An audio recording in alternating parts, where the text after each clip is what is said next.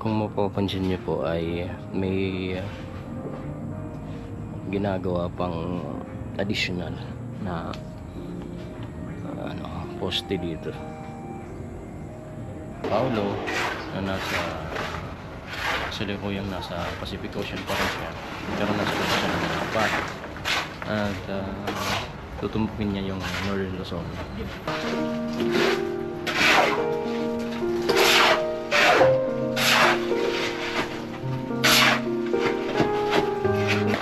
Northern Hindi din tayo mangin niya. Ayan. Puntahan natin si Shoes sa kasi Ulan siya. Complete formula dog food. At kahit umulan ay tinapos po nila Kuya Carpenter yung halo nila dun sa taas. Kasi hindi naman nila pwedeng iwanan yun. Am I really that much to handle? Breaking these niggas down like a demo. You don't really know you are. Mga Gwenny at ito po yung pang-anim na araw na trabaho dito sa project. Dito na sila Kuya Carpenter at yung kasama. Dito pa sila trabaho. At sa likuyan ay dito na rin yung in-order kung semento po di-deliver na.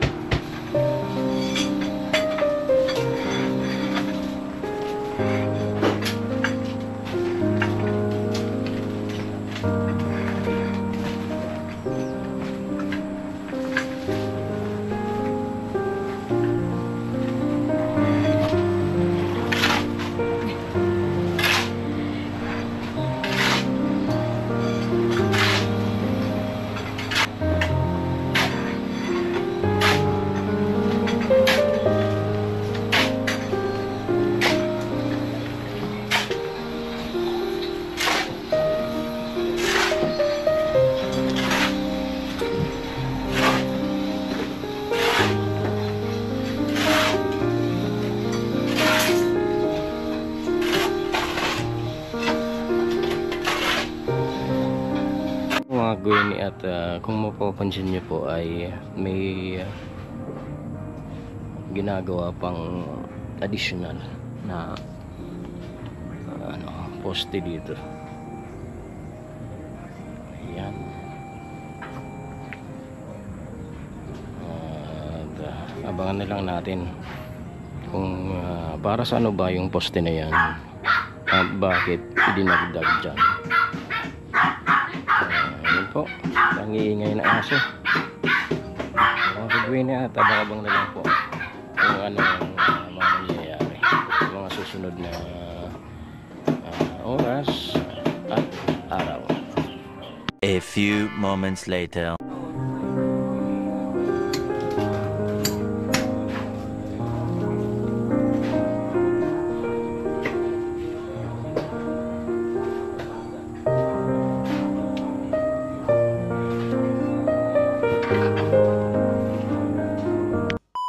Yan po mga kawini at medyo makulimlim na ang panahon ngayon at mula ulan. Epekto ng bagyong si Paulo na nasa nasa Pacific Ocean pa rin siya, pero nasa Luzon ng dapat at tutumbukin niya yung Northern Luzon.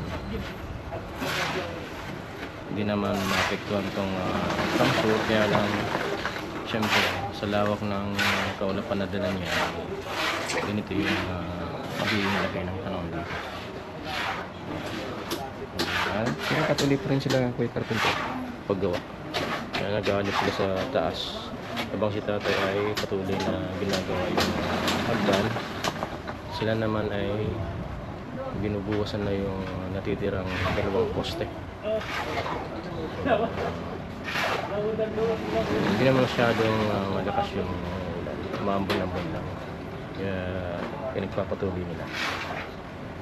Kaya naman nila yung panahon.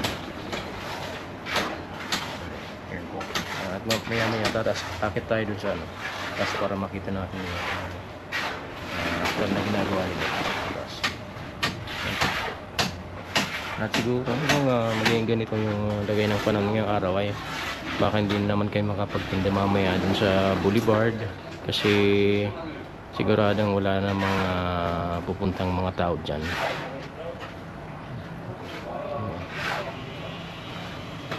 Kasi pag maulan, walang tao. Yan, walang customer. Siyempre.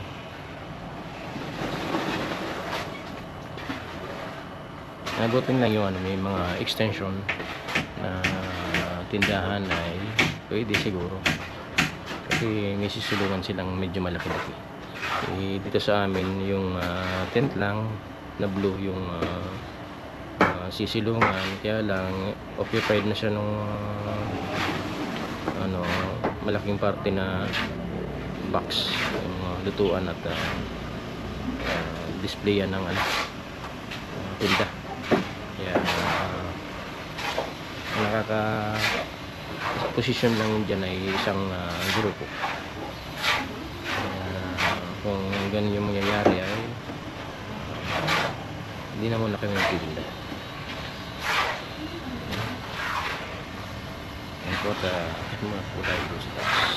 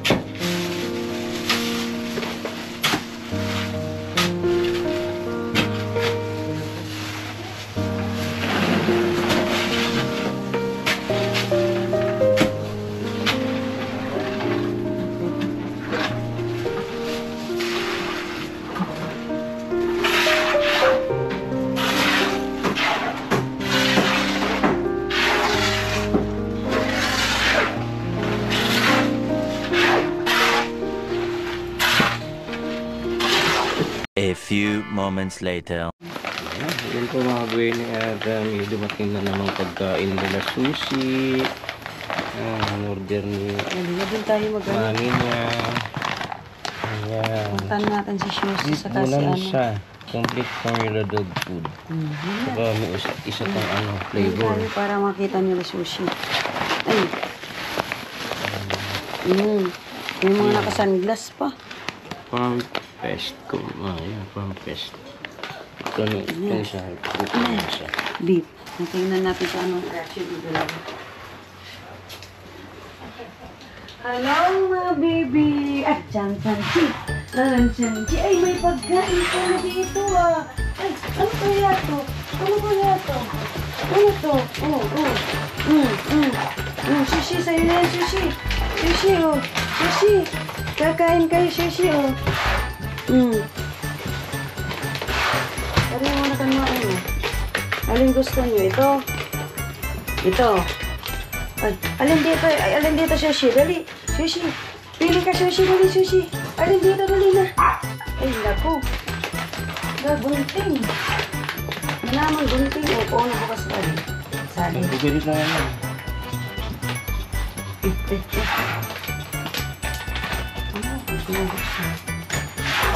Wow. Wow, nakabay na si Shoshi.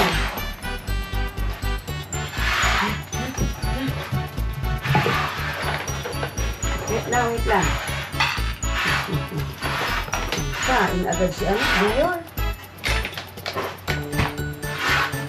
Yung isa. Si Sushi naman. Kuha ni Sushi. Sushi. Ay, puro na lang kay Dior. Oh, hindi ka na Sushi.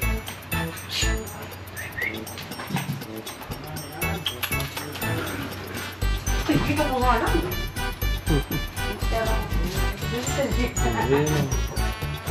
Dito kami. Naagawan ka ni Dior.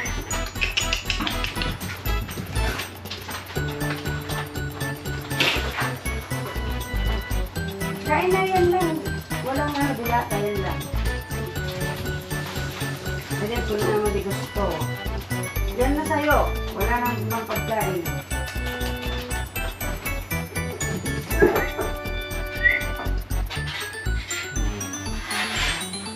Kasi ni Dior, dalawang kainan. Takang Ay, yan. ako ni Sushi. Maray pa si Dior. Nagkakaon. Sushi! Nalid siya na yan. Nag-arpinay ka. Ibutang mo na sa diyan. Ah? Ibutang mo na sa diyan. Doon ka na Dior yung sa'yo. Yan ang kaya ni. Yun na tadi man nga. Tapos baya, ano mo na. Kami kuha na na yan. Uubusan na ni Dior. Ayun mo na. Naamoy-amoy lang. Okay lang. Kasi Dior Yung mga kagwini at naka-raincoat tayo kasi umuulan at galing ako dun sa kabilang bahay gatid ng pagkain nila Colin. Ayan. At kahit umulan ay tinapos po nila Kuya Carpenter yung halo nila dun sa taas kasi hindi naman nila pwedeng iwanan yun kaya naulanan sila. Kung magpapatuloy ito mamaya ay baka hindi sila update lang sila pero depende kung lalakas yung ulan ay abangan na lang natin kasi ito yung epekto ng ng bagyo sa parting taas. Hindi naman magagip ng Kamsur kaya lang ito yung sakop ng kaulapan niya kaya ganito at yung nagawa ni tatay ay ito na nga may step 2 na nakapag buhos na siya ng dalawang step at ayan kapag anilyo na siya ng napakatibay na setting. Ayan parang dun din sa slab. Hindi ko alam sa sa parting to diskarte niya.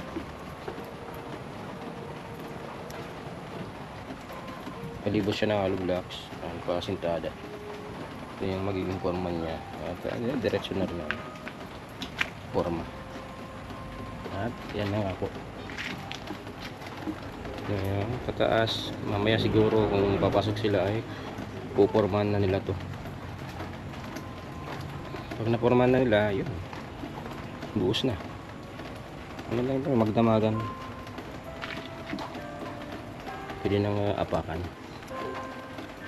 Yan, at makakapunta ng madali dito sa first floor kapag nagawa na to itong hagdan. Ayan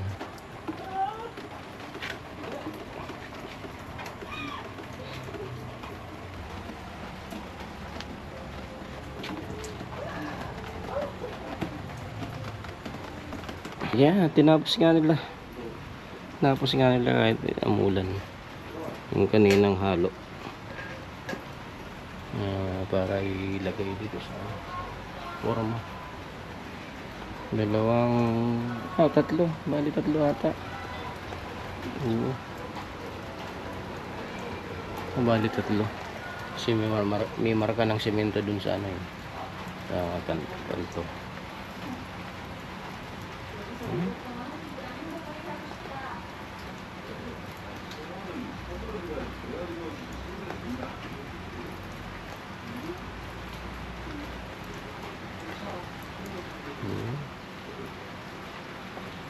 At yan na muna po yung update natin mga gawin sa kalahating araw at pang-anim na araw na paggawa dito sa project sa harap ng bahay ni Gwen. At abang-abang na lang po mga Gwen kung ano pa yung susunod na nangyayari dito sa ginagawang project na to.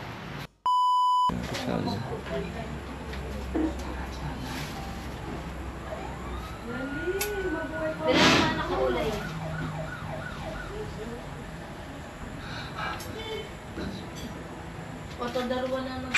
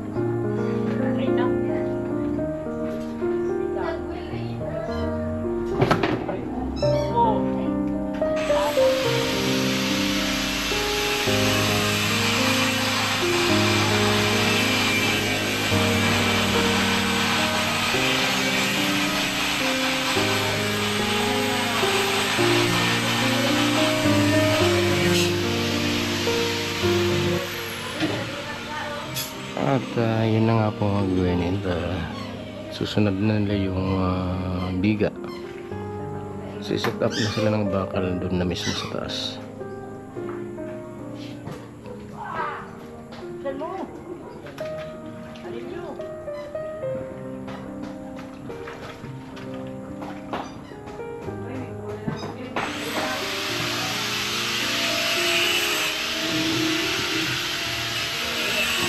At nabukasan na rin po yung poste.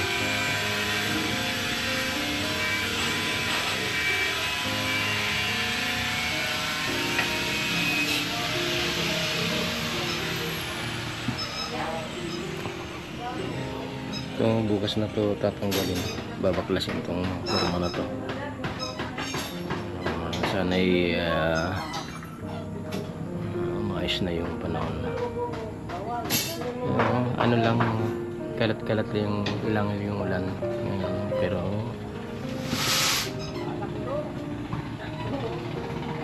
nakakadismaya yan sa sa pagtitinda pag ganyan. Kasi yung mga tao biglang darating, tapos kapag umulan na biglang mawawala.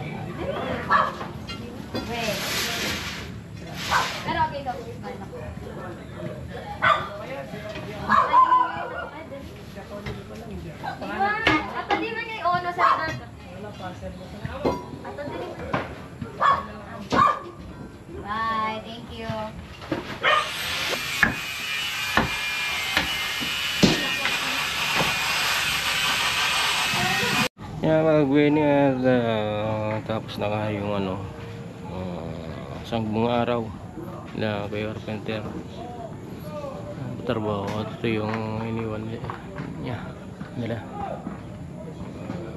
Simula na silang mag-anilyo ng biga sa taas para sa susunod na mga gagawin nila. Ayan. At alis na nga sila bukas naman. Ayan.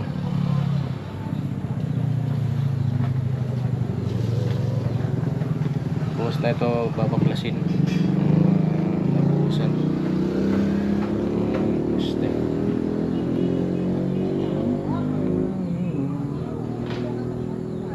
At kahit ganito yung oras ay gusto pa rin magtinda ni ate mama kahit may babagsak na ulan mamaya. Ewan ko sa kanya, ayaw magpahinga.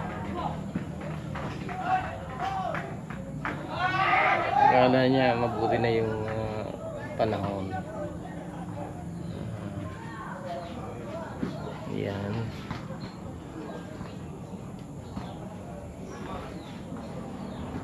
At yan na muna po yung update natin mga Gwenny. Bukas na ulit.